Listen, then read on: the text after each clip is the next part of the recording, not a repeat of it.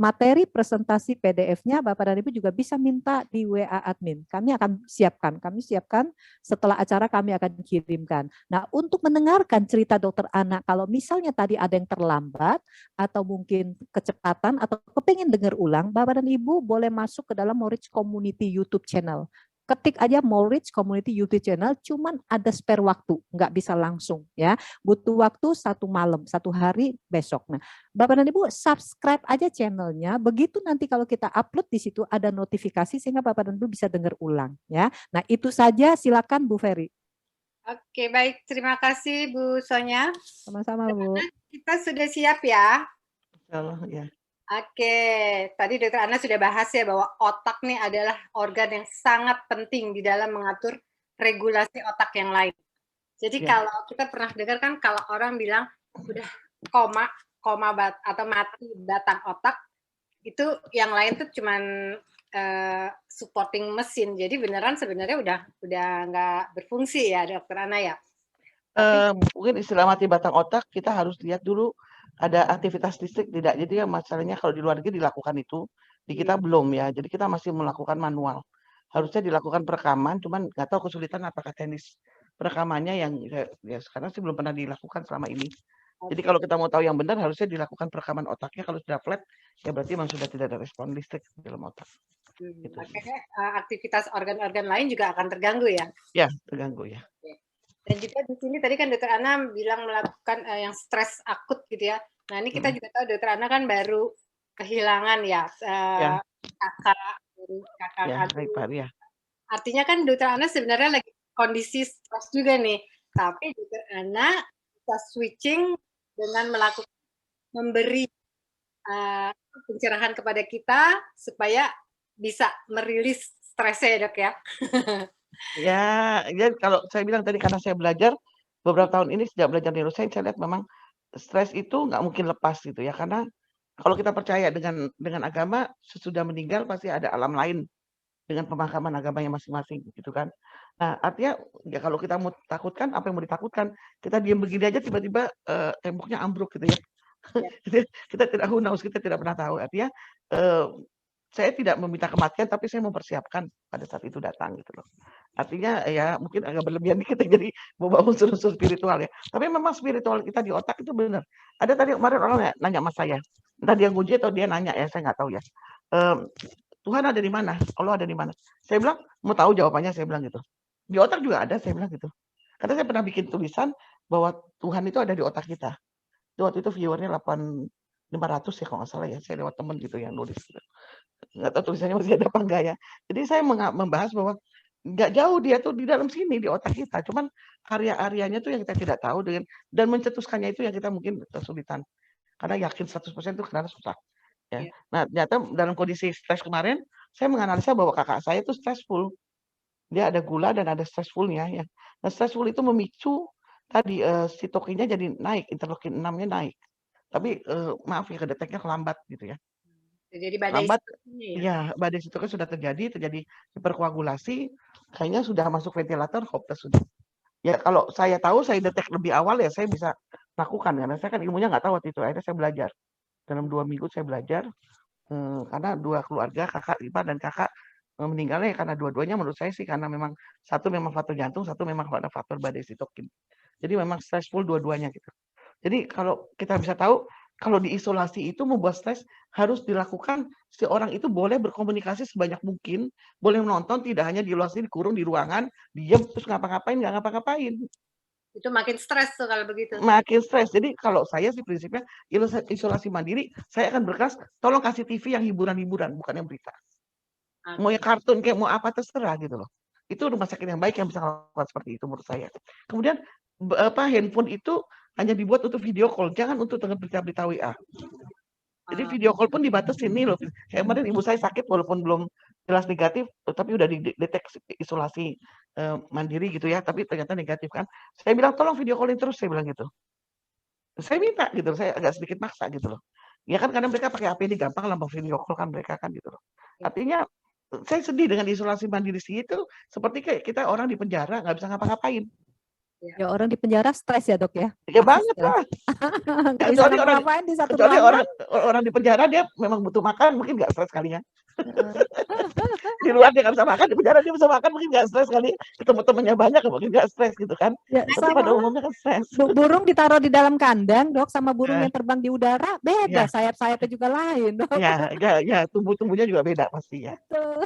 Ya, semua hewan yang dikurung pasti akan mungkin akan secara emosional karena dia ada beberapa hewan apa namanya mamalia yang kalau dikurung itu justru malah dia biar diagitasi menjadi marah. Ya Nah, gitu loh. itu dia. Ya itu kita kadang-kadang kita nggak tahu kayak gitu ya. Gimana memperlakukan hewan yang memang punya emotional center seperti kayak mamalia. Dia punya emotional center itu. Gitu loh. Juga ya. Baik Bapak Ibu, kita buka pertanyaan. Ada yang mau bertanya langsung? Nih tadi katanya Pak Sabam nih yang mau bertanya langsung ya Pak. Sebentar, Bu Ferry, saya mau sampaikan dulu, Bapak dan Ibu, kalau bisa yang peserta bisa nggak matikan videonya, supaya videonya aja yang dimatikan. Jadi videonya dimatikan, karena supaya kalau video-video yang ini nggak terpengaruh, terutama pembicara sama narasumber mah nggak perlu video-video supaya nanti takutnya biasanya sih kalau semuanya buka video terkendala kita. Tapi Dari kayaknya suara. nggak banyak kok Bu. Hah? Nggak banyak ya? Yang buka video nggak banyak ya? Nggak. Oke. Pak Sabam mau bertanya, saya buka nih Pak Sabam. Pak Sabam jadi bertanya langsung. Mungkin yang punya pengalaman punya COVID kali ya, mungkin lebih menarik kalau kita diskusikan ya. Kayak seperti pengalaman saya kan di keluarga dan di saya sendiri. Rasanya banyak sih ya, yang COVID positif, yang reaktif gitu ya. Saya mau tahu aja apakah bagaimana mereka mengatasi tingkat stres ya, karena tiap orang berbeda-beda gitu. Mungkin bisa sharing kali ya, Dr. Ferry ya. Ya, boleh. Baik, ini udah ada yang raise hand ini. Ada ya Bu ya? Ya. Sebentar Bu, saya bukain dulu. Raise hand. Oh. Oke, Bu Eba kebetulan Bisa masuk ya. udah semua nih Bu Eba kebetulan di rumah sakit waktu itu. Ini Bu Eba. COVID, ini boleh sharing Bu Eba. Silakan Bu Eba. Saya udah bukain nih Bu Eba. Bu Eba. Halo. Yes. Ya, wow, senang sekali bisa Ada ketemu Bu videonya Eba. dong Bu Eba wajahnya. Ini wajah Bu Eba nih. Masih di rumah sakit Bu Eba? Aku masih di rumah sakit. Kita kan berdua suami istri hari Jumat tanggal 18 atau 19 itu karena 3 hari panas batuk pilek demam gitu, akhirnya dua-dua PCR bertiga sama anak aku, tiga-tiganya kita positif.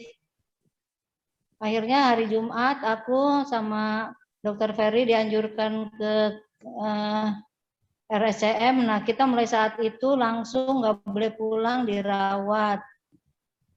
Nah, dari dirawat hari pertama sampai hari ke-7, aku hampir tiap hari muntah. Nggak bisa makan, mulutnya pahit, kepalanya sakit, luar biasa. Terus badannya lemas. Kebetulan aku kan ada diabetes sama psoriasis vulgaris artritis. Jadi tulang-tulang aku tuh sakit semua. Udah rasanya udah hampir putus asa gitu deh, pokoknya nggak bisa makan, nggak bisa ngapa-ngapain. Akhirnya hari ke-8 alhamdulillah membaik, tapi begitu swab masih positif dengan CT value suami aku 21,5, aku 37. Nah, sejak saat itu kita alhamdulillah nih udah 2 hari bisa makan. Udah bisa makan, sakit kepalanya udah berkurang banyak, udah bisa mandi ke kamar mandi. Terus tadi aku udah jalan-jalan ke lorong sama dokter sama suster, boleh aku jalan-jalan dari ujung ke ujung. Nah, ini sekarang aku sih feel better and better. Memang mungkin salah satunya aku sering video call sama anak cucu. Terus kalau WA mohon maaf jawabnya jarang-jarang karena capek. Nah, sekarang udah jauh, alhamdulillah lebih baik banget. Tapi aku tetap bersyukur semuanya dari Allah, kembali kepada Allah. Gitu deh pengalaman aku. Nah, kelihatannya Ibu Eba cara mengatasi stresnya adalah dengan tadi tiap hari ketemu anak cucu. Itu penyemangat ya. Itu penyemangat. Di samping itu Dok, saya baca Quran sama ya, salawat dan berzikir. Ya, tadi saya bilang kekuatan doa itu luar biasa. Kadang-kadang kita dokter-dokter nih, termasuk saya itu kayak mikir, doa memang awal-awal dulu ya sebelum saya belajar neuroscience. Doa tuh apa sih? Paling ya udah doa aja baca minta sama Allah. Tapi ternyata tidak. Kekuatan doa itu bisa mempengaruhi otak kita dan itu bisa berpengaruh ke sistem imun juga gitu loh. Cuman memang kita nggak punya besaran ukuran ya bahwa doa itu. Dok, ngomong-ngomong dokter saya bukan sih? Bukan. Soalnya dokter saya namanya Ana Lutfiana juga. Gimana? Kan saya ke kulit kelamin, endokrin sama ke reumatologi. Oh, bukan, saya nggak di RSCM, mirip-mirip aja berarti. Oh enggak ya, namanya sama terus pakai jilbab juga. Waduh, ada yang mirip berarti ini teh. Iya. Kembarannya dok. Jadi Bu Eba tuh kelihatannya memang sudah mempraktekkan bagaimana cara menangani stres. Ya memang walaupun butuh waktu ya. Jadi sebenarnya dari awal bisa dilakukan seperti itu. Doa yang terus, kemudian support dari keluarga gitu kan. Sehingga bisa lepas dari SARS itu tadi. Jadi nggak kena yang SARS tadi. Apalagi cuman jujur dok, dari baru masuk sampai 7 hari pertama tuh saya mau ngapa-ngapain tuh susah banget gitu loh. Pengen saya istighfarnya hanya di dalam hati aja gitu. Sakit kepala luar biasa dok. Ya saya bilang tadi kan virus itu kan nyerangnya dari otak itu jalan kemana-mana gitu ya. Oh gitu, Termasuk juga ke pembuluh darah juga dia masuk kan gitu. Selain jalan dari saraf juga kan ke pembuluh darah juga. Jadi mungkin gejalanya bisa macam-macam. Ada yang bisa kayak vertigo, ada yang bisa sampai sakit kepala. Paling sering memang sakit kepala ya. Atau mungkin ibu mual-mual muntah-muntah itu sudah sampai ke batang otak biasanya. Virus itu udah mulai jalan-jalan walaupun jumlah yang nyerang ibu berapa kita nggak tahu. Ya tadi PCR pun tidak bisa menentukan jumlah serangannya berapa banyak gitu ya. Apakah antibodi ibu sudah terbentuk untuk melawan? Kalau sekarang ya insya Allah sudah terbentuk antibodi kelihatannya sudah masuk. Kayaknya udah dok, udah bisa jalan-jalan di dalam ruangan. Ya, udah terbentuk antibodi insya Allah. Cuma kan tapi kan jangan diukur dulu karena ukur nanti ibu seperti mau masukin antigen lagi, merangin lagi. Jadi udah tunggu aja memang. PCR besok lagi tanggal 30 dok. Ya, insya Allah bisa membaik. Insya Allah doain negatif ya dok. Iya insya Allah. Ini contoh langsung nih bahwa mengalami stres awalnya ya dengan DM dengan komorbid ternyata dan ada gangguan autoimun juga ya psoriasis ya ternyata bisa survive karena bisa dengan kekuatan doa tadi dan support dari keluarga ya. Bu Eba ada bantuan-bantuan obat-obatan dan juga suplemen kali Bu Eba? Pasti dong. Suami aku minum obatnya sekali minum ntar 13. Kalau aku 5. Dok, aku udah di fototerapi 50 kali loh dok. Diapain? Fototerapi yang sinar. Psoriasisnya dari tahun 2015. Oh psoriasis ya. Psoriasis juga. Sekarang larinya ke artritis dok, jadi vulgaris dan artritis. Ya ibu makanya autoimun ada memang kenapa kan agak parah ya karena kena ada autoimun juga karena ada itu dan dan diabetes juga memang tipikal orang yang stres itu yang sering kena diabetes. Makanya sekarang udah lebih banyak pasrah aja lah Bu. Bersyukur Ibu masih Allah kasih kesempatan itu, bersyukur terus gitu. Alhamdulillah. Berarti stres itu sangat mempengaruhi kemana-mana ya? Iya, seluruh tubuh. Tapi orang bilangnya juga gini, jangan stres. Gimana caranya jangan stres? Nggak bisa. Yang jawabannya masih adalah hidup ya? Masih hidup. Kan tadi bilang, nobody, no human immune from stress. Iya. Nggak ada yang orang yang imun sama stres, nggak ada. Pasti orang kena stres dan pasti orang akan kondisi kaget pada saat acute stres. Tapi jangan sampai itu menjadi kronik stres. Udah kejadian seminggu masih dipikirin terus ya itu jadi kronik stres jadi ente. Oke.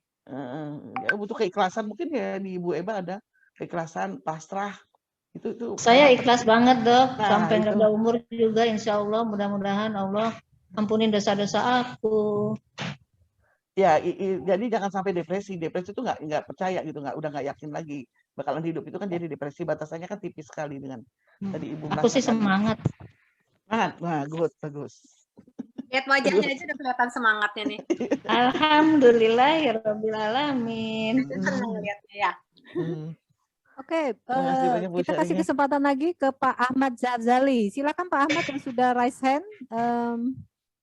Saya sudah buka mic-nya tadi Pak. Pak Ahmad mau langsung bertanya kepada Dokter Ana. Oke Bu, kalau gitu pertanyaan Bu yang ada di ini Bu.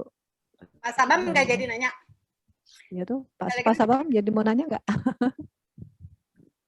Soalnya ini Oke, Pak Ahmad dulu nih sudah angkat tangan. Pak Ahmad, saya silakan Pak.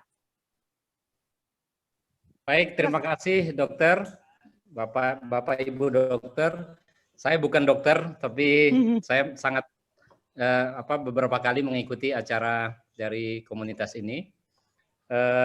Yang ingin saya tanyakan seperti di chat, Bu, kebetulan ini tetangga saya ada beberapa yang sudah positif, Bu, atau pernah positif gitu, Bu ya. Kebetulan saya juga semacam satgas lah di tingkat RT gitu, Bu ya. Karena kebetulan saya juga RT di sini gitu. Nah, yang saya tanyakan Bu, ini ada satu kasus satu keluarga yang kena positif, tapi anggota keluarga yang lain itu sehat, Bu. Nah, yang saya tahu bahwa semuanya harus ikut isolasi ya, Bu ya. Tidak boleh keluar rumah gitu. Kebetulan ini OTG, jadi isolasinya mandiri di rumah gitu. Nah, ini tapi ada satu keluarga yang agak sulit kebetulan ini Bu ya, dipersuasi gitu. Satu keluarga masih isolasi karena positif, tapi anggota keluarga yang lain itu sudah bebas keluar rumah gitu, sehingga membuat tetangga-tetangga yang lain cemas dan beberapa acara bahkan berakibat batal karena ada anggota keluarganya yang hadir gitu. Nah, saya memaklumi bahwa satu sisi harus menjaga perasaan dari anggota warga yang lain, yang tetangga. Satu sisi lain memang harus menjaga supaya kita yang terkena COVID juga nggak stres gitu Bu ya. Kita menjaga itu gitu. Jadi bagaimana Bu sebaiknya ya kalau dari segi pendekatan psikologi atau pendekatan kedokteran gitu. Kami harus bagaimana gitu ya terhadap keluarga yang tidak mau tertib isolasi di dalam rumah, tapi masih berkeliaran keluar rumah gitu karena warga yang lainnya yang stres gitu Bu. Ya. Saya kira itu Bu pertanyaan saya. Terima kasih. Dokter Ana silakan. Ya. Sudah juga jawabnya karena ini sebenarnya kan terkait sama regulasi ya. Jadi gimana ya? Jadi kalau memang dia tahu dia positif, jadi walaupun dia OTG harusnya dia membatasi kontak supaya dia tidak menularkan orang lain. Mungkin dia sehat. Karena mungkin imun sistemnya dia bagus, dia tidak stres, dan tidak ada keluhan apa-apa, jadi hanya OTG, tapi dia membatasi kontak. Mungkin kalau dia mau sering ya, cobalah seminggu sekali cek rapid test atau PCR bahwa dia memang negatif ya, supaya dia lebih cepat bisa beraktivitas ya. Tapi kalau dia misalnya masih positif, paling tidak 2 minggu biasanya virus itu sendiri sudah mati dan tidak terjadi multiplikasi sampai 2 minggu itu. Makanya batasannya kan sekitar 2 minggu ya, kecuali ada faktor-faktor penyulit, seperti Bu Eba tadi ada faktor penyulit, misalnya komorbid dan sebagainya. Nah, susah. Jadi jelaskannya adalah, ya kamu kalau mau bertetangga dengan baik ya harus mau diisolasi selama masih positif. Kalau memang mau cepat supaya bisa aktivitas ya mungkin seminggu sekali cek aja dulu PCR-nya misalnya atau mungkin keluarga bisa membantu tetangga bisa membantu atau rukun RW-nya bisa membantu untuk bisa memfasilitasi dia memeriksakan lebih sering gitu ya misalnya karena pengen cepat-cepat aktivitas gitu ya. Ya tadi repotnya karena kan penularannya kita tahu selain dari airborne misalnya dari udara itu memang jaraknya 1 meter 6 feet ya. 6 feet itu 1 meter lebih ya. Sekitar 6 feet tadi. Sekitar 1 meteran ya. Nah, jaraknya itu adalah 1 meter, dia kuman itu tidak bisa untuk masuk ke kita kalau droplet ya. Jadi droplet itu kan dimuntahin kemudian dia hilang gitu, tidak bisa terbang-terbang lah gitu. Nah, tapi yang kedua adalah dia bisa menempel pada beberapa benda seperti pada kayu, pada kain ya. Jadi dia bisa menempel Sehingga kalau kita bersentuhan, kemudian tangan kita masuk mulut, yang ditakutkan dia masuk ke dalam tenggorokan kita. Nah, dia kan gejalanya dia biasanya tenggorokannya nggak nyaman, gatal, atau mungkin susah menelan, dia masuk di situ untuk dia melakukan masuk ke dalam sistem hematogen misalnya kan, atau masuk ke dalam sistem limfogen seperti itu. Nah, dari hidung biasanya masuknya dia lewat otak tadi yang saya bilang, lewat smell tadi, lewat prefrontal tadi. Nah, artinya ya kesadaran itu harus dijelaskan detail gitu loh. Minta dokter puskesmas yang jelaskan detail. Bahayanya adalah dia akan menyebari ke banyak orang yang karena dia sistem imun dia bagus, tapi dia bisa menyebar ke banyak orang yang imunnya tidak bagus misalnya gitu. Atau ada komorbid, nah itu kan bahayanya seperti itu. Kalau misalnya dalam satu rumah yang satu positif satu negatif, bisa yang positif itu mungkin kontaknya dihambat dengan memberikan APD, atau mungkin APD dipakai. Itu saya lakukan di keluarga saya, yang ada yang satu yang memang positif tapi dia OTG, jadi dia pakai APD kemana-mana, kecuali di kamarnya, dan bajunya dia cuci sendiri, pisah, dilakukan air panas ya. Jadi dan itu rutin juga seminggu sekali dicek rapid dan PCR-nya. Jadi berbagai cara bisa dilakukan, yang penting dia sadar. Kalau dia tidak sadar, memang harus ada peranan dari pihak-pihak seperti kayak kelurahan mungkin, atau dari pihak puskesmas mungkin, yang bisa membantu dia menyadarkannya. Susah kalau orang nggak sadar, memang susah. Harus dijelaskan bahwa dia tuh memang mengganggu orang lain, bukan mengganggu dirinya sendiri gitu. Orang lain yang bisa terkena, mungkin dianya sehat. Itu aja sih yang bisa saya sampaikan.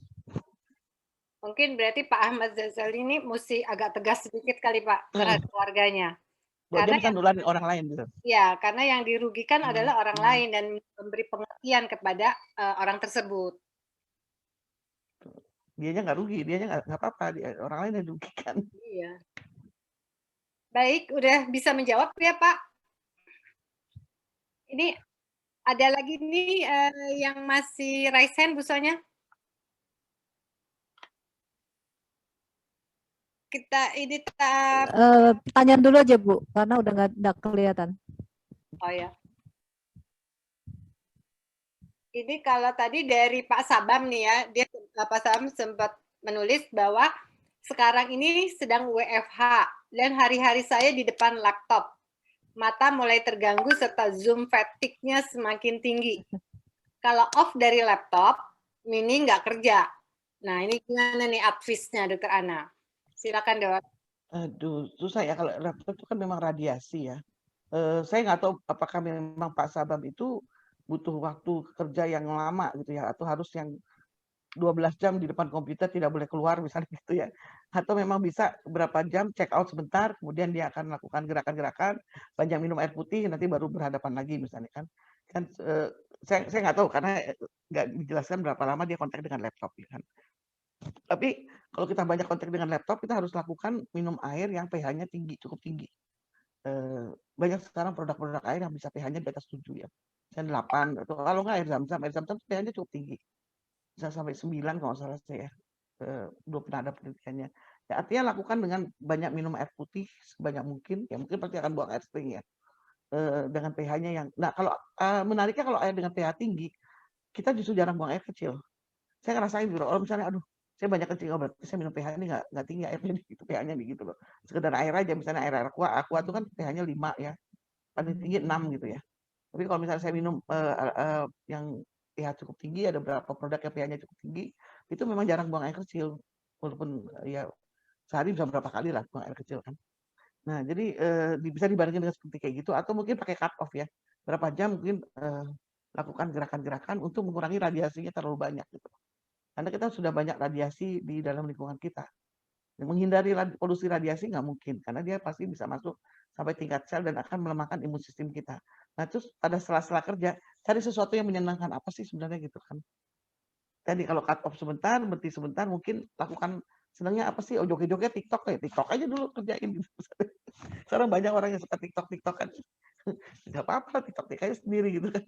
Atau mungkin senangnya nonton film sebentar ya, lakukan seperti itu. Kalau memang kerjanya bisa di stop, tapi kalau kerjanya memang 8 jam terus menerus, aduh, saya juga nggak bisa komen. Coba didiskusikan dengan pihak perusahaan, boleh nggak ada istirahatnya tertentu, jeda-jedanya gitu, supaya tidak stressful jadinya. Ya. Ada batasan maksimal nggak Dokter Ana, berapa lama kita di depan laptop? Kalau telepon itu ada kalau nggak salah dari apa namanya istilahnya ada satu badan yang meneliti tentang radiasi ya.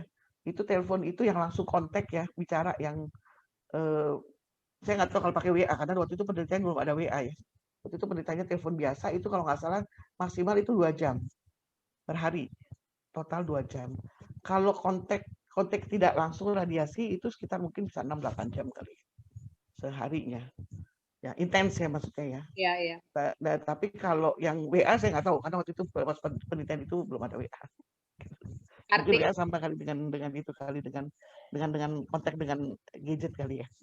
Artinya maksudnya langsung itu nggak pakai earphone, langsung dari nempel ke telinga ya? Iya, langsung bicara langsung ke telinga radiasinya. Oke. Terus non-stop kali ya dok ya? Atau bisa Nah, makanya saya bilang tadi bagusnya dipotong-potong karena radiasi itu kan jadi kita bisa netralisir dengan banyak minum air putih tadi kan, cari air yang pH-nya cukup tinggi gitu kan. Ada beberapa makanan-makanan yang ternyata bagus juga tadi saya bilang antioksidan juga bagus kan. Seperti red apa namanya? Resveratrol atau mungkin anggur beberapa ini kan ada kaitan dengan anggur juga resveratrol. Betul. Nah, itu karena banyak sana kelompok berry dok, polifinol. Ya, karena pada radiasi itu yang sangat dipengaruhi adalah faktor pembuluh darah, hemoglobin. Hemoglobin itu sangat dipengaruhi. Sedangkan kita tahu hemoglobin terkait dengan oksigen dan membawakan beberapa zat-zat yang diperlukan tubuh. Itu sangat dipengaruhi, ada penelitiannya bahkan ada videonya kalau bisa dicari bahwa begitu orang dekat dengan gadget itu hemoglobinnya jadi melakukan nempel satu sama lain sehingga bentuknya tidak bulat dan tidak membawa oksigen secara maksimal. Yang ditakutkan itu aja sih kaitan ke pembuluh darah aja sih. Berarti nanti terjadi sumbatan-sumbatan ya? Bisa jadi ke depannya kalau semakin lama. Makanya kita harus putusin berapa jam. Nah itu harus bicara dengan kantor. Kalau WFH boleh nggak kita begitu? Kemudian lakukan kita yang seneng, entah gerak-gerak, entah apa namanya joget-joget tadi misalnya kan gitu, atau mungkin nonton film yang lucu atau apa gitu. Ada pengaruhnya nggak dok makan sayur dan buah lebih banyak ya dok ya? Salah satunya kan dok kan kayak salah satunya, tapi harus dilihat dulu mana kadar antioksidan cukup tinggi kan, cari di kepustakaan, itu ada bisa dicekkan gitu. Oke. Nah, dan harus juga diimbangi dengan tidur. Jangan begadang lagi, udah buka-buka laptop malah begadang sama aja gitu. Bisa diatasi siangnya, malamnya nggak bisa diatasi sama. Iya, sama aja. Ya, kira-kira begitu. Apakah ada dari Bapak Ibu yang mau bertanya langsung? Atau Bu Sonya mau bertanya? Saya yang bertanya, Bu. Tadi lanjutannya Pak Ahmad lanjut, tadi Pak Ahmad lanjut ya pertanyaannya. Ya keluar rumah ternyata anggota keluarganya yang negatif. Ya sebenarnya kalau negatif nggak apa-apa sih dia keluar. Biasa dia benar-benar batasan negatif kalau nggak salah seminggu ya PCR ya. Kalau dia udah lebih dari seminggu itu kita khawatirkan dia harus PCR ulang. Ya kan? Nah ini Bu Eba raise hand lagi. Oh iya, Bu Eba. Ya silakan Bu Eba.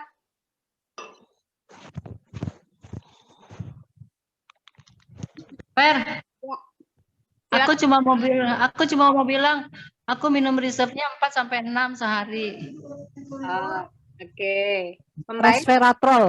Resveratrol, aku minum resveratrol 4, malah kemarin 8. Makanya langsung bangun ya Bu Eba. Makanya langsung bangun, jalan-jalan ke lorong, dari ujung lorong ke ujung lorong lagi. Soalnya 2 hari yang lalu lagi kita video call masih kelihatan sakitnya. Sekarang tadi tuh enggak. Nah, sekarang udah bisa duduk, udah. Ya, antioksidan kan salah satunya punya efek antiinflamasi ya. Kalau semakin poten antioksidan itu berarti antiinflamasinya juga cukup kuat ya. Yang terjadi pada kondisi COVID itu kan inflamasi yang terlalu berlebihan yang disebut sebagai badai sitokin. Badai sitokin itu adalah terjadi sitokin yang pro-inflamatori atau yang membuat inflamasi. Tujuan inflamasi tadi kan tadi salah satu adalah supaya di situ terjadi hangat pembuluh darah juga, tapi itu reaktif sebentar. Tapi yang terjadi adalah kelebihan terus inflamasi terus sampai inflamasi berlebihan, akhirnya malah terjadi gangguan pada pembuluh darah yang terjadi sampai infeksi yang berat gitu kan, paru-paru sampai kematian. Seger banget loh dok, berasa banget seger banget. Iya, berarti inflamasinya bisa ditanggulangi dengan pemberian antioksidan itu, walaupun kita nggak tahu berapa kadar. Sebenarnya ada sih pemeriksaan yang bisa dipakai, cuman nggak lazim dilakukan. Sebenarnya kita namanya pemeriksaan tes oksidatif. stres gitu loh. Itu bisa untuk lihat terjadi inflamasinya nggak gitu loh, menurun apa tidak gitu loh. Itu dilakukan pada penelitian sih memang belum biasa itu di klinik memang dilakukannya. Tapi ibu kelihatan sehat, hebat. Alhamdulillah udah bisa makan soalnya dok. Tadinya kan makan terus. Ya kalau peradangannya hilang ya lebih nyaman lah Bu. Iya Ibu betul. ada gangguan di hidung nggak? Nggak ada. Kita saturasinya sih 89. Ya turun itu namanya. Agak turun. Waktu sekarang udah berapa? Suami aku juga saturasinya sekarang 80, dia 86, aku 89. Oh, berarti Ibu kena jadi Ibu muntah-muntah mual-mual itu sebenarnya pusat pernafasan yang tadi saya jelasin di otak itu terganggu. Itu yang pada kondisi hipoksi. Hipoksi kita nggak sadar, napas kita terganggu, tapi sudah terganggu senter yang di dalam otak. Mungkin awalnya karena Ibu stres, tapi lama-lama Ibu bisa adaptasi dengan doa, dengan lakukan antioksidan, alhamdulillah bisa menang lawan COVID ya Bu. Terus kayak gitu terus gitu Bu. Alhamdulillah. Insya Allah. Terima kasih dokter. Sama-sama. Bu Ferry, thank you very much. Ya, tetap semangat Bu Eba. Semoga ya, segera semangat pulang, Bu Sonya. Thank you. Yes. Ya tadi yang pertama ini kalau yang positif negatif itu di rumah tidak berkontak dengan si positif, mungkin nggak apa-apa dia keluar. Ditakutkannya dia berkontak dengan si positif tadi. Kalau dia berkontak dengan si positif tadi, berarti dia berisiko juga suatu saat tidak perlu nunggu sampai 7 hari itu kita lakukan ulang pemeriksaan PCR, dia sudah positif juga, tapi tidak bergejala. Itu yang ditakutkan. Kalau dia memang tidak berkontak dengan si positif sama sekali, mungkin dia perlu untuk beli makanan atau apa, mungkin dia perlu jalan keluar. Mungkin, ya kita nggak tahu soalnya. Harus ditanyakan apa? Atau tetangganya yang menyediakan makanan ya? Atau iya itu. Jadi kalau saya keluar. Iya. Dokter Ana, mungkin saya bisa sharing sedikit ya dok ya, tambah tentang kaitan stres dengan COVID. Stres pikiran dengan COVID dok. Ini kan beberapa waktu lalu ya, 2 minggu atau 3 minggu lalu anak saya kebetulan dia kan selalu beraktivitas. Hari Kamis dia ngantor, tapi hari Minggu itu dia dia kebetulan diminta oleh seorang dari pihak tempat dia kerja itu untuk tagging video. Nah, begitu dia ke kantor hari Kamis, dia dengar kalau temennya waktu dia tagging video ini, orang ini ada acara ini, kedengerannya mungkin dia salah dengar juga, dia terkena COVID temennya ini. Waktu dia kan tagging video kan deket-deket lah udah pasti ya, terkena COVID, positif COVID katanya kan. Anak saya pulang, mama, aduh tadi aku temanku kena COVID mah. Dia dengernya seperti itu dong, stres. Mulai stres, yang kecil di rumah, wah nyemprot kiri nyemprot kanan, langsung pisah kamar tersendiri, mandiri istilahnya kan. Kamar mandi di dapur itu udah jadi hak milik. Jadi kamar tidur saya diambil sama dia, udah dia pakai sendirian. Nggak ada satupun yang boleh. Tapi secara ini psikisnya nih dok, dia udah merasa seolah dia terkena sampai dia mau tes COVID-nya. Mau tes antigen antibody itu ya dok ya? Oh ya, rapid antigen. Ya, antigen antibody itu tesnya itu kan nggak bisa langsung karena di rumah sakit Eka kan dia diantriin tuh. Jadi selang 3 hari yang kecil udah khawatir, dia sendiri khawatir dok. Tapi dari cara dia, stressingnya dia tuh melihat seolah-olah dia tuh kayak bodinya lemah dok. Kesannya tuh dia tuh lemah banget gitu. Karena merasa aduh khawatir terkena gitu loh. Terus nggak berani deket-deketan, merasa ruang geraknya itu mulai dibatasin karena pikiran kan. Ya. Begitu hari Sabtunya, selang 3 hari dia tes, negatif, malamnya udah langsung keluar jalan lagi. Negatif mah nggak apa-apa. Tapi kelihatan banget gitu, antara pikiran yang mempengaruhi seseorang itu, nah fakta kenyataan di masyarakat kita itu seperti itu rupanya dok. Kebanyakan. Jadi orang kan cek rapid antigen. Saya juga pelajari itu. Jadi rapid antigen adalah jadi kalau ada sesuatu benda asing masuk itu kedetek. Tapi yang sejenis flu itu kan banyak ya, tidak hanya COVID-2 ya, corona COVID-2 ya istilahnya ya. Atau COVID, yang mungkin COVID-19 jadi sekarang kan. Artinya banyak yang tipe. Artinya dia antigen itu menunjukkan bahwa ada benda asing masuk dan berupa virus influenza gitu loh. Itu yang makanya dibilang sebagai reaktif atau non reaktif. Sehingga harus dilanjutkan dengan pemeriksaan PCR. PCR pun tidak melihat kumannya sebenarnya. Hanya kuman yang mati yang sudah meninggalkan kapsul virus tadi, bukan kuman mati. Virus tadi itu yang kedetek, tapi multiplikasinya kita tidak pernah tahu. Nah, kalau kita stres, itu terjadi multiplikasi jadi lebih banyak. Gitu loh. Jadi memang saya juga menariknya ada stres karena saya lihat, loh kok berkaitannya ke sini, karena jalannya lewat saraf. Karena si virus ini nih, COV-2 ini, yang COVID-19 ini memang senangnya di sel saraf. Memang nggak tahu ya, memang senangnya atau memang ya walau-alam kalau bikinan gitu ya. Memang perjalanannya lewat sini. Bahkan ada satu paper ya, saya juga belum cari-cari lagi tuh. Yang pernah dengar yang B117 yang di mana di Inggris. Nah, itu terjadinya kan gara-gara satu tower 5G itu kan rusak. Satu tower 5G rusak, kemudian di daerah situ terjadilah mutan yang berbeda gejalanya. Dan gejalanya banyak mual muntah segala macam ya. Jadi terakhir kali sekarang bukan anosmia lagi, tapi mual muntah yang Ibu Eva rasakan, juga saya juga rasakan, kakak saya juga sebelum meninggal adalah mual muntah. Dan itu jalannya cepat masuk ke batang otak, karena senter muntah dan senter itu ada di batang otak. Nah, saya begitu tahu itu karena saya tahu ilmunya kan, saya pernah baca, saya langsung positive thinking, saya rubah otak saya positive thinking, saya mau sehat ya Allah, saya minta, saya doa, saya apa gitu. Saya paksain tidur malam, makan nggak bisa makan, paksain. Dan ternyata itu menolong, walaupun nggak dirawat saya. Iya. Ternyata coba sendiri loh, kok begitu terheran-heran juga. Oh iya, saya baca barusan gitu kan. Untungnya Dokter Ana bisa baca sendiri, tapi kan banyak masyarakat yang nggak ngerti. Ya makanya kan kita sharing gitu loh, bagaimana cara merubah change negative thinking. Tadi kan dia negatifnya, anaknya busonya negatifnya menjadi positif karena tahu negatif gitu. Sebenarnya kalau tahu positif pun tetap harus positive thinking gitu loh.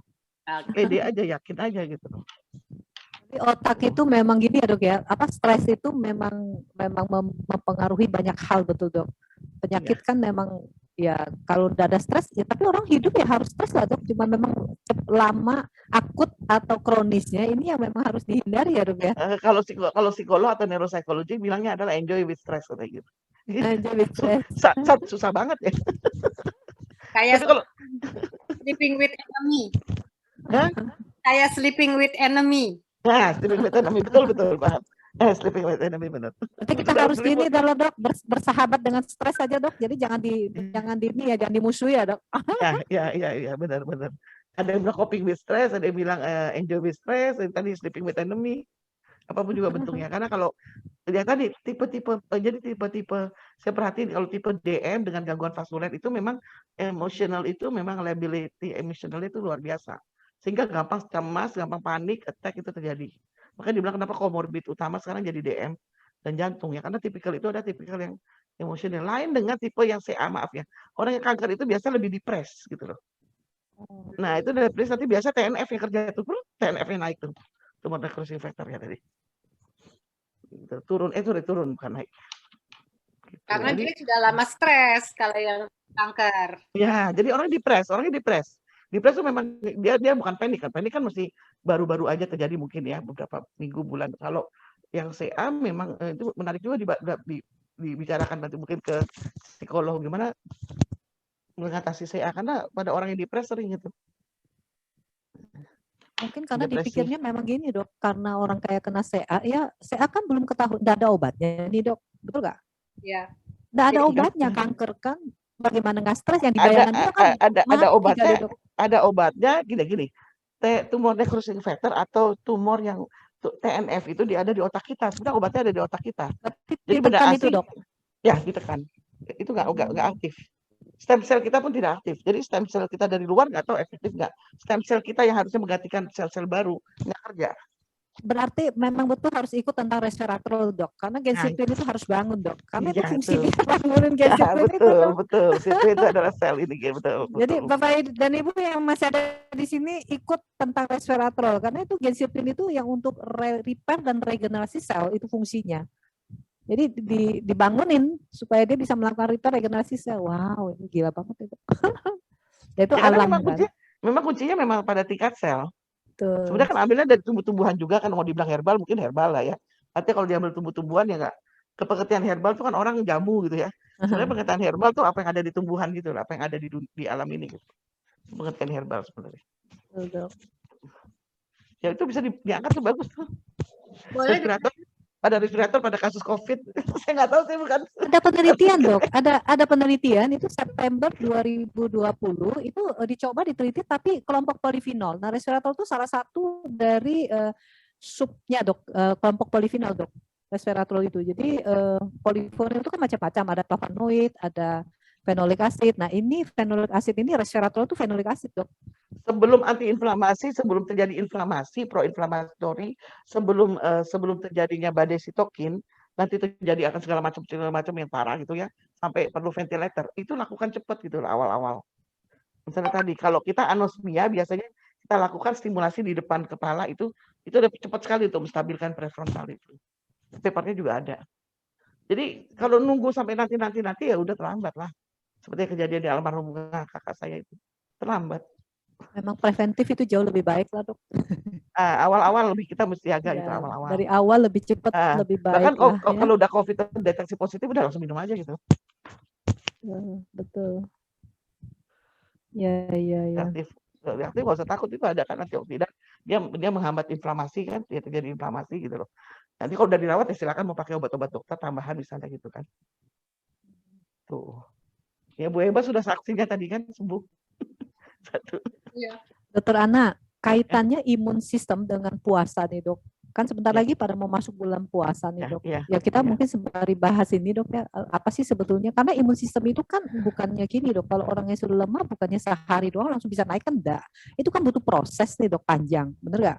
Untuk bisa membuat stabil imun sistem seseorang ini yang kadang yang udah ada komorbid, misalnya atau ada penyakit-penyakit bawaan yang sering dikit-dikit sakit gitu kan, Dok. Kan apa sebaiknya sarannya, Dok, untuk bisa dilakukan selain tadi kendalikan stres kan, karena puasa itu sebetulnya bagus tapi nggak banyak orang bisa ready karena dia kalori kan dikurangin tuh udah pasti, Dok, siang hari nggak makan gitu kan. Nah, emosionalnya kan lebih gampang terganggu, Dok. Nah, salah pengertiannya, karena kalau puasa itu kan ada aturan-aturannya ya. Pertama kita mesti bangun sahur, kedua kita mesti berniat. Jangan pikir niat itu main-main. Membaca doa sebelum selesai sahur. Pada saat sahur, maaf ya. Pada saat sahur kita mungkin Dr. Ferry juga tahu lah. Kita membaca doa dulu. Itu sebenarnya niat. Nah, ternyata niat itu nggak main-main. Niat itu dikontrol hipotalamus. Hipotalamus itu adalah center of hunger and thirst. Center dari rasa haus, lapar dan haus. Jadi kalau kita lakukan center di situ tidak ada pengolahan di hormonal secara itu. Jadi niat itu kalau harus benar-benar, karena apa? Saya rasakan itu kalau saya niatnya benar. Saya kontrol hipotalamus saya, nggak lapar, nggak haus. Ya, betul. Menarik itu, menarik banget itu. Saya nggak pernah nggak pernah merasa lemas, haus pada saat puasa. Berarti makan atau nggak makan kan bukan masalah ya, Dok, itu karena kebiasaan mungkin ya, Dok ya? Bisa nggak dikatakan begitu, Dok? Iya, karena tidak dikontrol hipotalamusnya. Jadi saya bilang hipotalamus itu kan kontrol hormon, kontrol rasa lapar dan haus. Itu ada satu hormon namanya grelin. Iya, dan kita melakukan restriksi kalori itu bagus. Kenapa? Justru kita dibersihkan toksin-toksinnya kan dengan melakukan restriksi kalori. Ya. Dan nanti akan terjadi pengolahan metabolisme lemak, itu teman yang jago tuh biokimia. Jadi pengolahan metabolisme lemak. Jadi massa ototnya nggak akan berkurang, malah massa ototnya semakin bagus. Dan memorinya bagus gitu loh, karena terbentuk asetilkolin di situ untuk memori. Pada orang DM dianjurkan pada orang demen dianjurkan puasa. Kalau orang yang mau gitu. Gitu. Pada diabetes. Pada demensia. Demensia, Bu. Pada orang diabetes juga harusnya dianjurkan sih harusnya. Masalahnya tadi kembali adalah niat keinginan dan maksudnya yakin dulu, kalau nggak yakin ya susah. Iya. Karena kortikal kontrol kan itu kontrol otak lah maksudnya gitu ya. Itu kayaknya hubungan dengan spiritual dan neurologi. Nah itu neurospiritual. Kita bahas saja nanti, Dok. Ya mudah-mudahan ada yang tertarik sih. Nggak tahu tertarik apa enggak sih. Sebenarnya sih 60 lebih, tadi saya lihat 65. Oke. Dr. Ana, ini ada lagi satu dari Ibu Rosma. Ya. Bagaimana hubungan orang yang cepat marah dengan hubungan orang cepat marah dengan hubungan otak, dan apa kiat-kiatnya supaya orang tersebut tidak cepat marah walau dalam hidupnya pasti ada stres. Matur suwun. Ya, tadi saya bilang stres, no one immune from stress, kan benar nggak? Ya. Tidak ada orang yang imun. Kita keluar rumah aja saya udah stres, aduh ngedenger ambulans kuing. Ngedengernya nggak enak gitu loh, walaupun juga nggak tahu ambulansnya bawa apa gitu kan. Jadi itu udah satu stres kecil gitu ya. Mungkin jalanan macet itu juga stres gitu kan. Polusi, apalagi sekarang alhamdulillah polusi bersih ya sejak COVID. Nggak pernah kedengeran kelihatan asap rokok bau-bau di jalan, saya bingung, "Oh, udah nggak ada sekarang." Kayaknya polusi berkurang ya menurut saya sih. Di Brasil katanya polusi berkurang, tapi yang meninggal karena COVID banyak katanya di infonya, tapi saya nggak mau baca lagi gitu-gituan lah saya pikirnya. Nah, orang yang apa gampang marah itu emotional brain-nya tidak bisa dikontrol oleh cortical brain-nya. Jadi kita punya tiga otak sebenarnya namanya triune brain-nya. Saya nggak ada gambarnya sih. Yang pertama adalah basic brain atau disebut juga sebagai reptilian brain. Kenapa reptilian? Hidupnya persis kayak reptilian. Makan, minum, nafas, ya maaf ya berkembang biak, udah makan, minum, nafas. Kalau ada orang yang cuma bisa begitu, otaknya adalah reptilian brain. Dia nggak peduli sama orang lain, dia nggak mau mikir orang lain. Itu reptilian brain namanya. Nah itu pusatnya ada di batang otak, di cerebellum. Hanya itu tadi tiga itu aja yang dikerjakan sama dia. Nah yang otak kedua sudah meningkat lebih tinggi itu biasa pada mamalia yang namanya emotional brain. Kucing bisa nangis saya percaya karena memang kucing punya ada center emosional.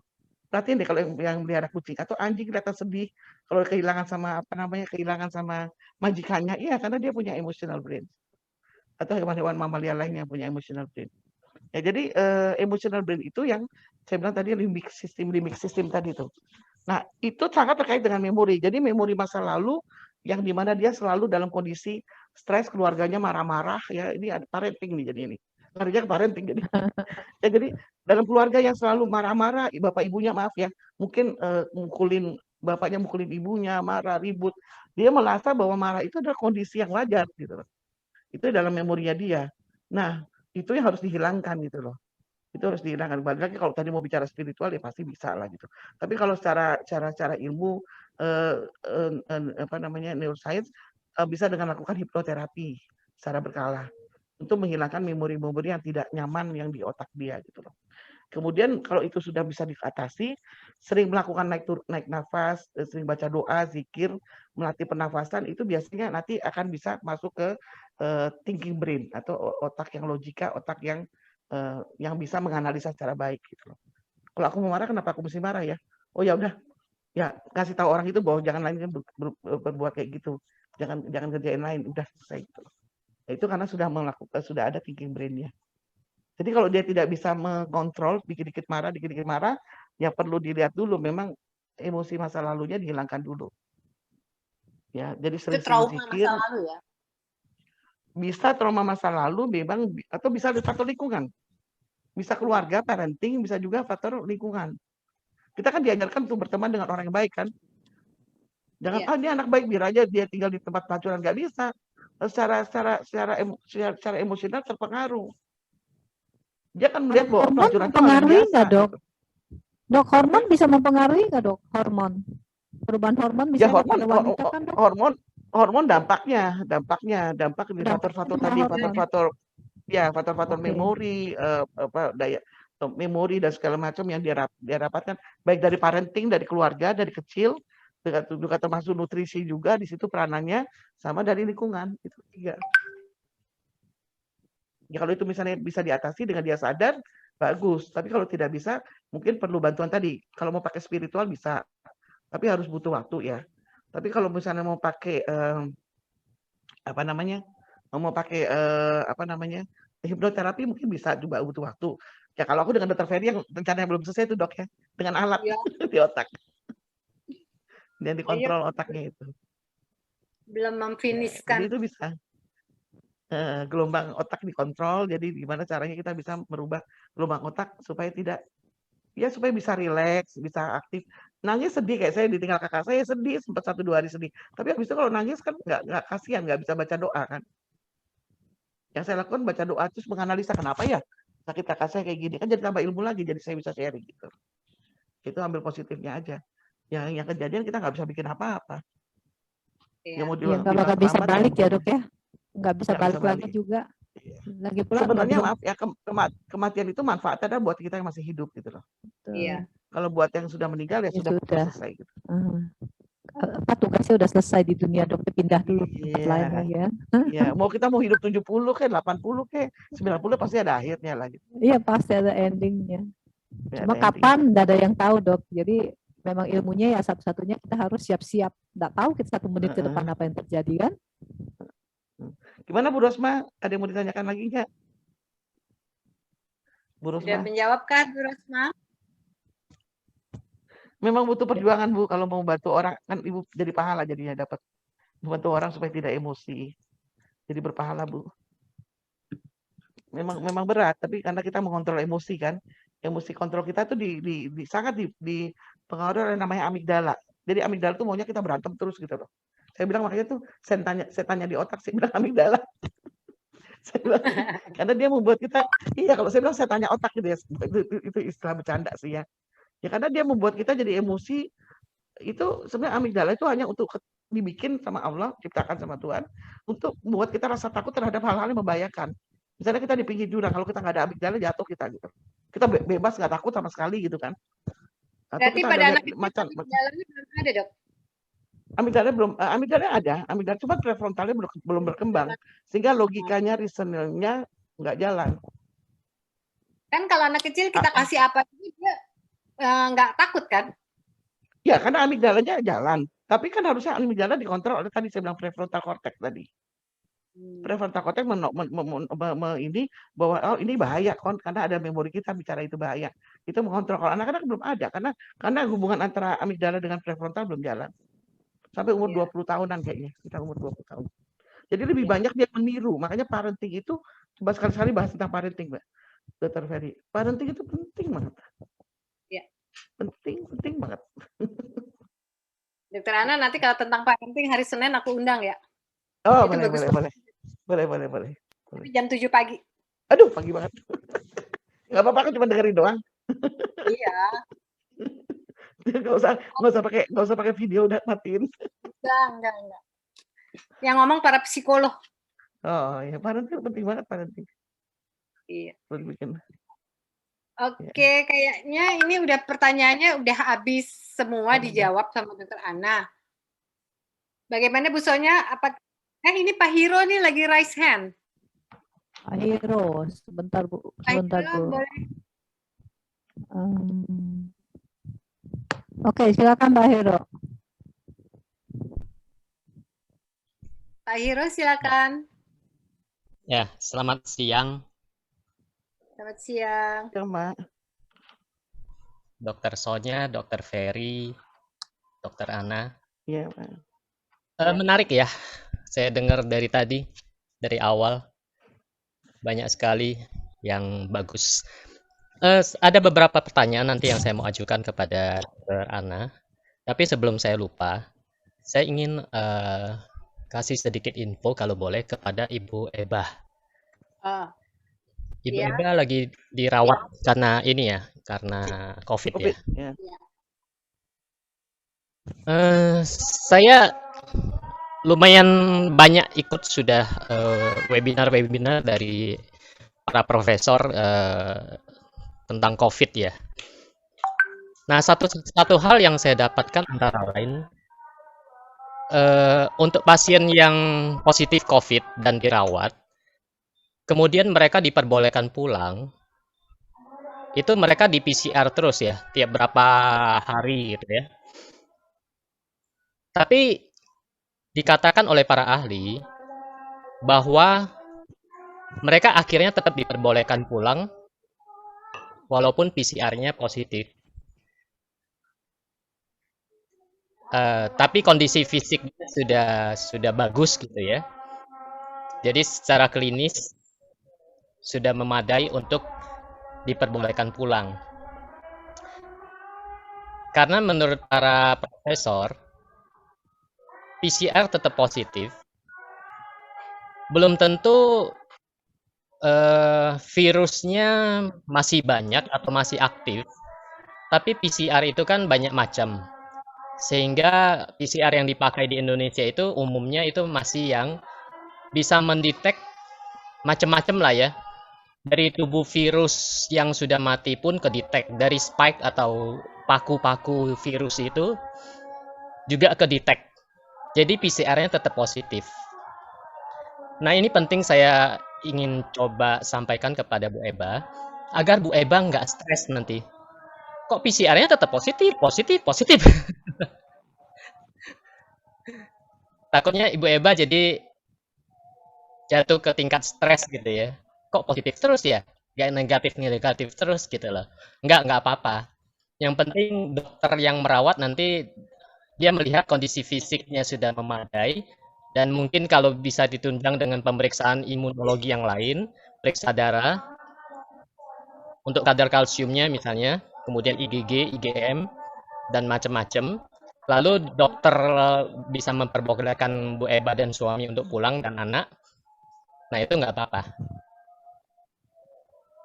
Terus tadi ada yang kepala RT ya?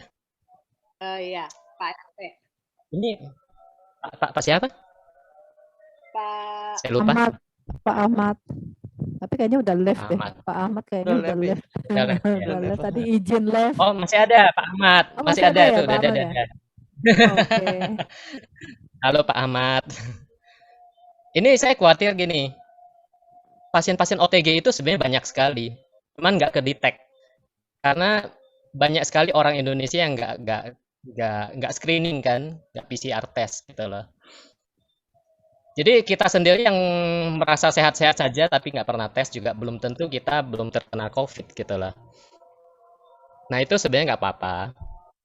Kalau misalnya, yang penting kalau keluar ke tempat umum itu saling menjaga dengan 3M itu, menjaga jarak, terutama juga nomor 1 masker ya, masing-masing pakai masker. Jadi ini problem memang di zaman sekarang ini kita manusia sebenarnya adalah makhluk sosial. Tapi jadinya saling curiga. Curiga orang lain bawa COVID gitu loh. Jadi semuanya pakai masker gitu. Kemudian jadi menghindari untuk komunikasi langsung kan. Biasanya kita antri di kasir supermarket atau minimarket, kita bisa saling senyum, sapa atau apa. Ini kita jadi jaga jarak. Kalaupun berdekatan kita ya tidak senyum, tidak apalagi ngobrol ya, walaupun pakai masker juga. Ini problem memang. Itu yang tadi Dokter Ana ngomong bahwa ada physical distancing, diperparah lagi dengan emotional distancing gitu. Nah ini yang seharusnya tetap bisa kita menjalin relasi ya dengan orang-orang yang kita kenal, entah sudah lama kenal, entah baru kenal gitu loh.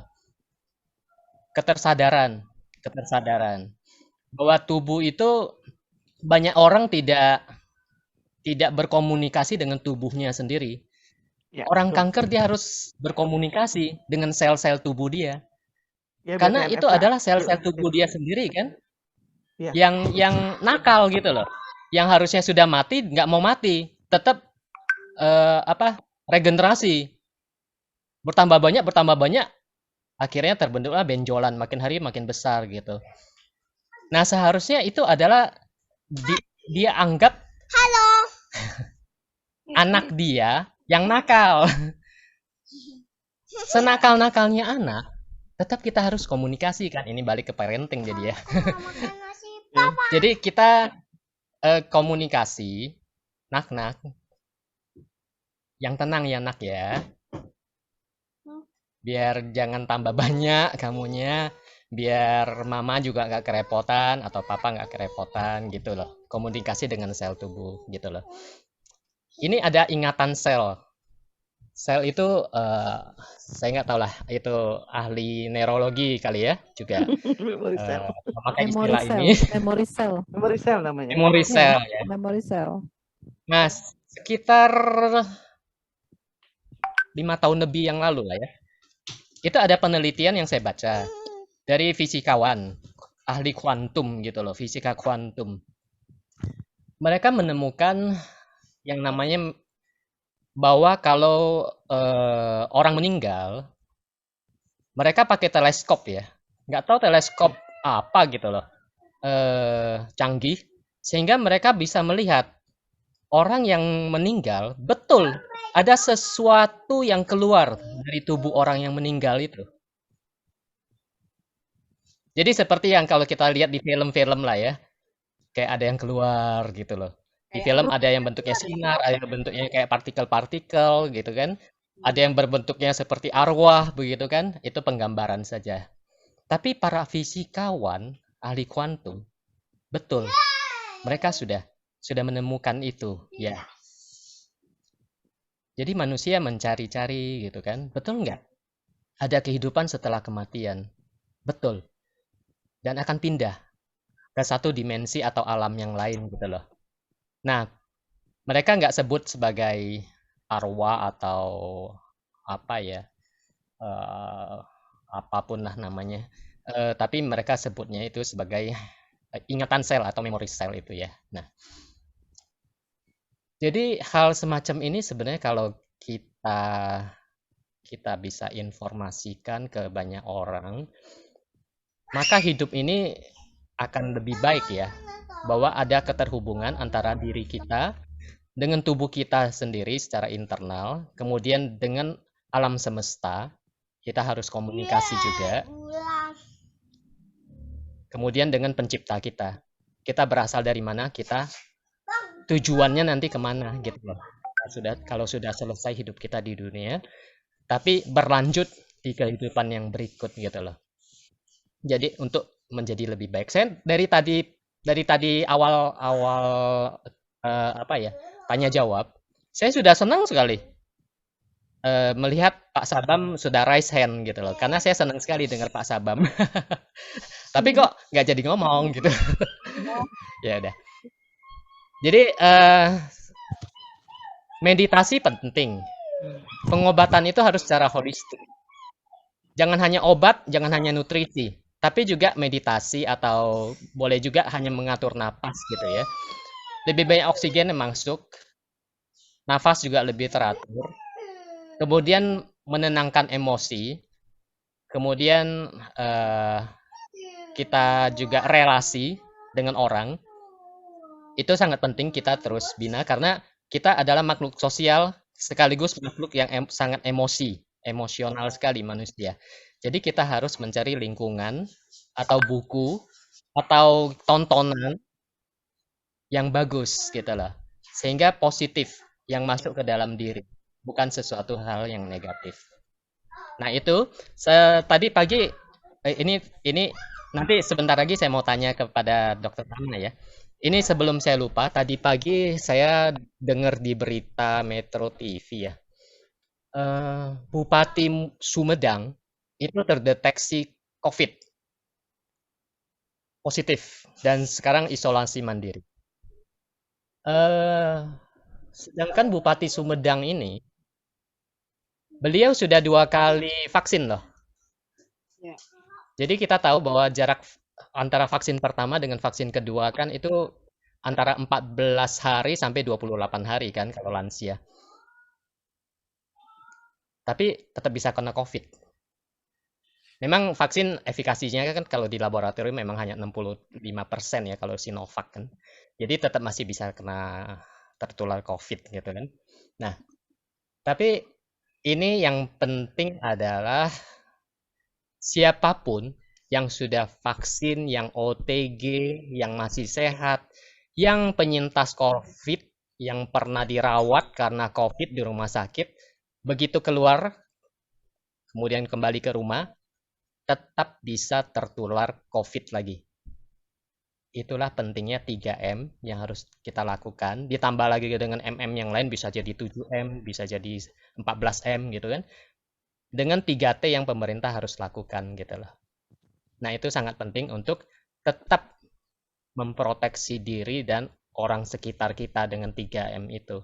Jangan lengah, hati-hati. Apalagi dengan banyaknya mutasi-mutasi virus yang ada saat ini. Gitu. Oke. Nah, sekarang ke pertanyaan ya. Dokter Ana? Ya, Pak. Ya. Saya mau tanya Ya, Pak. tentang sensitivitas syaraf ya. Syaraf kita kan di muka ini terutama itu adalah saraf penciuman, saraf pengecap, saraf penglihatan, dan saraf pendengaran ya. Iya. Nah, itu yang mana yang paling rentan untuk ada reseptor selnya sehingga virus COVID itu bisa lebih gampang masuk? Apakah lewat, mungkin yang pertama lewat hidung ya, penciuman ya.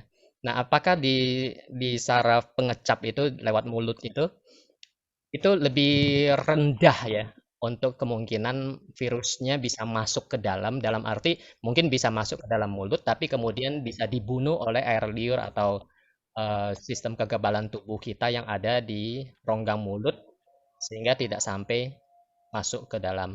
Kalau yang saya pernah dengar sih ada ahli yang mengatakan bahwa kalau dari kita memakan sesuatu itu relatif rendah untuk kita tertular COVID, walaupun COVID itu katakanlah ada di dalam makanan kita ya, mungkin dari orang yang menyiapkan, dari koki, dari pelayannya, yang ini ya, dropletnya ada ya di makanan itu ya.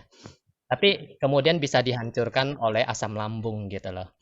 Nah, kemudian Profesor Subandrio, saya ingat sekali, beberapa bulan yang lalu, Profesor Subandrio waktu diwawancarai oleh Metro TV dalam satu acara khusus, beliau pernah mengatakan bahwa kita penting selain memakai masker itu juga memakai kacamata karena virus COVID ini juga bisa bersatu dengan reseptor sel di retina mata kita gitu. Tapi entah kenapa beliau hanya katakan satu kali itu, kemudian tidak pernah katakan lagi di forum-forum yang lain, baik di televisi maupun di webinar-webinar yang pernah saya ikutin juga ya. Nah, jadi penting sebenarnya memang adalah memakai kacamata juga ya. Paling tidak agak melindungi mata kita lah dari infeksi virus COVID gini lah. Nah, ini kebetulan ada Dr. Ana. Jadi saya ingin tanya, virus COVID itu ada nggak bisa masuk juga ke saraf pendengaran kita gitu ya, lewat telinga kita ya, lubang telinga kita gitu loh. Ada nggak reseptor selnya atau di situ akan dicegah oleh bulu-bulu lah ya, filia atau apa namanya, di dalam rongga telinga kita sehingga dia sulit untuk masuk lebih jauh ke gendang telinga kita gitu loh. Jadi dari mulut, hidung, kemudian telinga, kemudian lagi apa tadi? 4 yang ada 4 ya di penciuman muka kita. Penciuman ada 4 kan ya? Nah, 5 penciuman, pengecap, penglihatan, pendengaran. Iya. Iya, 4 dong ya. Hidung, mulut, penciuman, peraba kulit. Kalau peraba sih di kulit pasti tidak lah ya. Virusnya tidak bisa masuk lewat kulit saya rasa ya. Tapi dari tangan yang memegang sesuatu ada virusnya, kemudian tahu-tahu pegang mulut atau pegang hidung, nah itu yang ditakutkan atau pegang mata boleh gitu tahu ya. Pertanyaannya apa enggak Pak? Mempersingkat waktu Pak. Boleh tahu pertanyaannya Pak? Barusan sudah saya ajukan. Oke. Sensitivitas saraf penciuman, pengecap. Oke, silakan Dokter Ana. Dan pendengaran gitu. Silakan Dokter Ana bisa menjawab langsung, Dok. Oke, saya jawab pertanyaannya ya. Jadi kita punya 5 panca indera, organ panca indera kita ya tadi sudah disebutkan, organ penciuman yang ada di hidung, kemudian taste atau merasakan sesuatu yang ada di lidah, di dalam organ kerongkongan kita atau kita bilang nasofaring dan orofaring, kemudian ada lagi pendengaran, penglihatan, dan satu lagi peraba. Peraba itu adalah kita sebut namanya somatosensorik ya kalau kita istilah medisnya. Nah, yang sangat rentan dengan virus ini karena dia sifatnya adalah airborne infeksi atau lewat udara, pasti adalah yang berhubungan dengan udara, yaitu penciuman. Tapi yang dijadikan selama ini yang mungkin belum banyak dibahas kecuali orang para neuroscientist adalah dia masuk lewat sel saraf sebenarnya. Dia menginvasi sel saraf, termasuk juga untuk penciuman dan perasa taste ya. Yang kita tahu ada di prefrontal tadi. Kemudian baru dia masuk ke seluruh jaringan lewat kortikal tadi. Sehingga sekarang tadi saya bilang, kalau hanya baru penciuman terganggu, itu sekarang di luar negeri dilakukan pakai alatnya nggak mahal namanya transcranial direct currents yang ditempel di dahi 2 untuk langsung menstimulasi sehingga virusnya tidak menjadi aktif, tidak melakukan multiplikasi. Itu ada papernya, ada beberapa paper. Nah, artinya yang paling sangat sensitif itu diserang adalah pertama penciuman, baru kedua taste. Kenapa pendengaran dan mata itu agak jarang? Karena kita lihat lokasi mereka itu adalah agak tidak bisa langsung masuk. Sedangkan tadi yang penciuman dan merasa itu langsung bisa masuk menembus ke bawah otak ya ke daerah frontal tadi dan mempengaruhi proses pikir. Sedangkan yang lain itu mesti melihat lewat sistem saraf dulu jalan atau mungkin hematogen. Hematogen pasti lama. Hematogen atau pembuluh darah pasti masuknya ke paru atau ke yang tempat lain misalnya jantung misalnya gitu. Nah, artinya yang cepat jalan itu adalah lewat sistem saraf tadi. Termasuk dia masuk ke batang otak, timbul gejala muntah-muntah, mual-mual, termasuk kecegukan ya, itu salah satu gejalanya. Itu juga gejala awal dari bahwa virus itu sudah menginvasi, sudah masuk ke dalam sebagian besar dari otak kita. Hanya mungkin gejalanya belum terlalu berat. Kalau begitu sampai respiratori atau pernapasan, pusat penafas itu baru dia baru terjadilah serangan pneumonia atau SARS tadi. Nah, artinya memang pendengaran dan penglihatan itu seperti diprotek. Tapi apakah bisa masuk lewat retina? Bisa.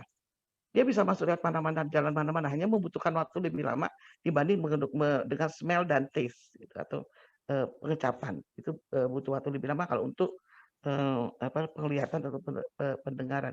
Dan penglihatan pendengaran itu adalah organ yang paling cepat paling tua lah dari pada saat kita masih dalam perut ibu kita. Panca indera yang paling lama lebih dulu terbentuknya atau paling tua umurnya itu adalah pendengaran, kemudian penglihatan, baru kemudian organ panca indera yang lain baru diikuti dengan organ-organ lain. Artinya justru pendengaran dan penglihatan itu sebenarnya membantu kita nanti untuk melakukan sesuatu hal untuk perbaikan, untuk mengatasi stres misalnya kan gitu loh, untuk dilakukan stimulasi misalnya gitu. Jadi saya pikir memang yang pendapat para ahli yang termasuk perpustakaan itu baru bicara terutama adalah pada lewat jalur saraf tapi pada sistem penciuman atau penghidu lewat nervus olfatorius tadi. Mungkin itu Bu Sonya atau ada yang Bapak Ahironya mau ini? Oke, bagaimana Pak Hiro sudah bisa menjawab? Nah, serabut saraf itu dia jalannya mungkin saya tambahkan dikit kalau ada yang ngerti istilah medis ya. Jadi di dalam pembuluh kita tuh ada namanya akson. Mungkin Dr. Ferry tahu ya akson ya. Akson adalah badan sel, jadi ada pusat sel dan ada badan sel. Badan sel itu namanya akson.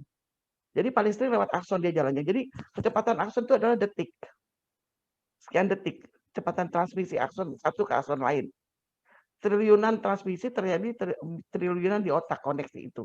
Dan dia akan jalan lewat akson. Mungkin kita nggak tahu ya si virus tadi ini.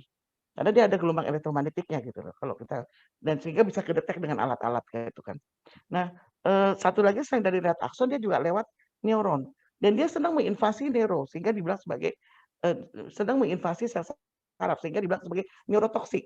Saya pernah nyampaikan ini ke dokter paru, salah satu dokter paru saya sampaikan, "Dok, ini tuh neurotoksik," saya bilang gitu. Dia nggak percaya, bahkan nggak percaya kalau stres itu bisa berhubungan dengan COVID. Ya sudah, saya udah kasih papernya, saya udah sampaikan ya terserah dia lah. Gitu. Saya hanya menyayangkan aja, sayang gitu. Saya aja kalau ada ilmu baru pengen tahu gitu loh. Itu loh, Bu. Ya mudah-mudahan yang dengar sini pada berminat untuk cari tahu lebih banyak ya. Mudah-mudahan. Iya. Baik, Pak Hiro sudah bisa menjawab ya, mudah-mudahan ya Pak. Memang yang paling sensitif itu ya dari penciuman ya, dari hidung. Iya, kalau karena airborne, dia karena airborne. Kalau misalnya dia lewat pembuluh darah mungkin beda lagi gitu loh. Iya. Karena dia transmisinya lewat airborne sih. Oke. Kalau mukosa mata? Mukosa mata itu saya bilang tadi dia lewat mana aja bisa, termasuk kelenjar liur yang ada di lidah kan taste kan bisa dia. Hanya memang dia nanti masuknya limfogen atau hematogen.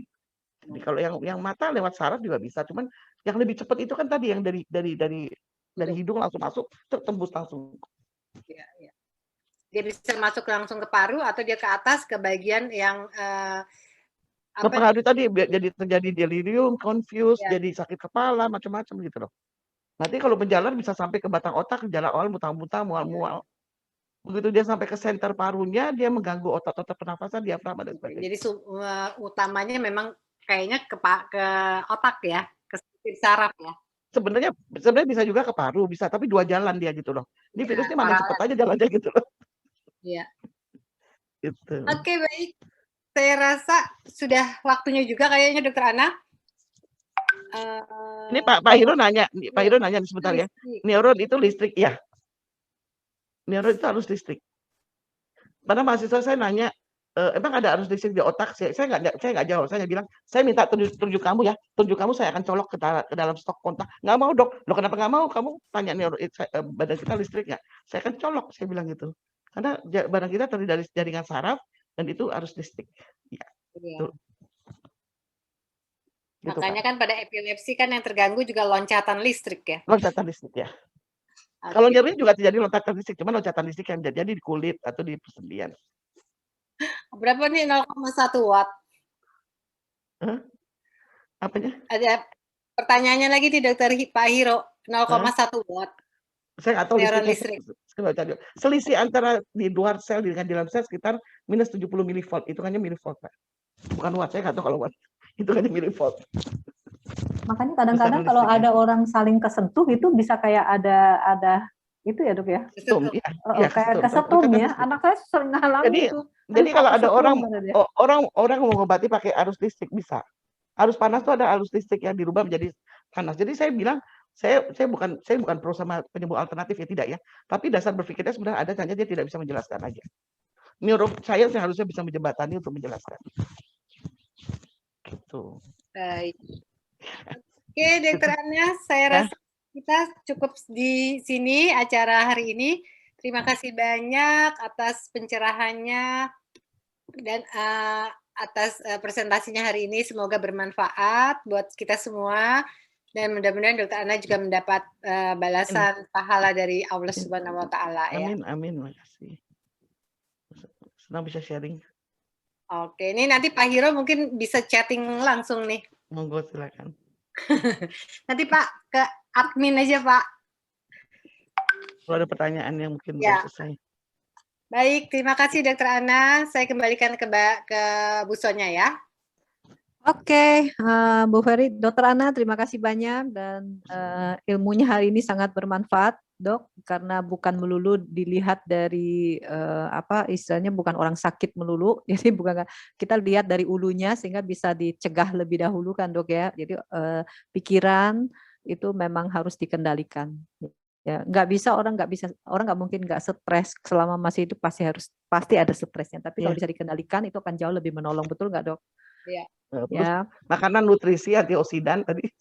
Makanan, nutrisi, antioksidan itu penting. Kenapa antioksidan juga perlu? Karena keseimbangan antioksidan di dalam tubuh, kalau satunya jomplang itu juga bisa berdampak.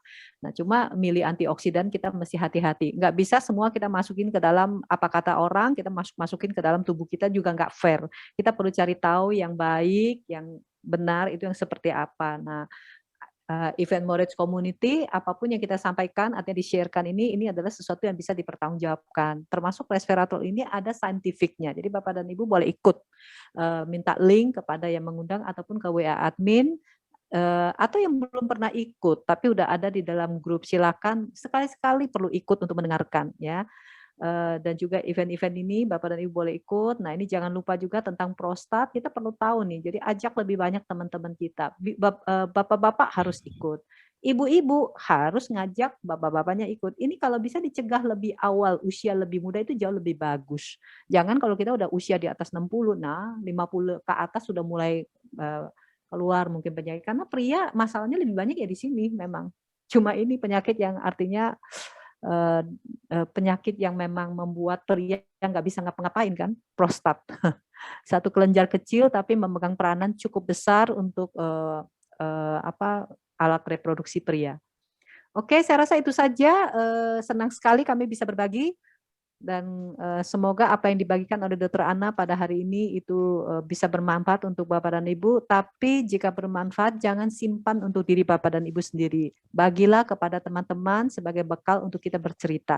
Minimal tambah pengetahuan untuk berbagi ke orang lain itu jauh lebih baik daripada kita mendapatkan masukan yang artinya yang enggak dari sumber yang benar atau hoax dan lain sebagainya. Jadi ini jauh lebih bermanfaat. Jadi ikuti terus Event Morage Community. Kami berusaha untuk memberikan satu informasi, satu edukasi yang baik dan benar untuk Bapak dan Ibu supaya nambah pengetahuan. Ini penting dalam era pandemi sekarang, dalam era krisis juga kita nggak beraktivitas ketemu orang, ya udah kita manfaatkan aja aplikasi Zoom seperti yang kita lakukan pada pagi hari ini. Sampai ketemu, jaga kesehatan Bapak dan Ibu, protokol kesehatan untuk menghindari COVID juga kita tetap harus terapkan dengan tiga atau 4 atau 5 ya, cuci tangan, pakai masker, hindari kerumunan, ya seminimal mungkin kita protek. Yang terpenting adalah imun tubuh kita, ya. Itu saja. Selamat siang, selamat beristirahat, selamat berhari Minggu. Bagi yang akan ibadah pada sore hari ini melalui online, selamat beribadah. Dan Bapak dan Ibu yang mungkin tidak beribadah, oke, jaga kesehatan untuk besok kembali beraktivitas kembali. Sampai ketemu. Oke, dan untuk Pak Hiro maupun Bu Wiwi kalau mau bertanya langsung, ini catat aja nomor admin, nanti bisa dijawab oleh Dr. Ana ya, Dok ya. Ya, nanti teks saja di admin. Pak Hiro udah ada di admin, Bu. Oh, oke. Terima kasih semuanya. Boleh Selamat siang. ya, makasih ya. Terima kasih, Dr. Ana. Terima kasih.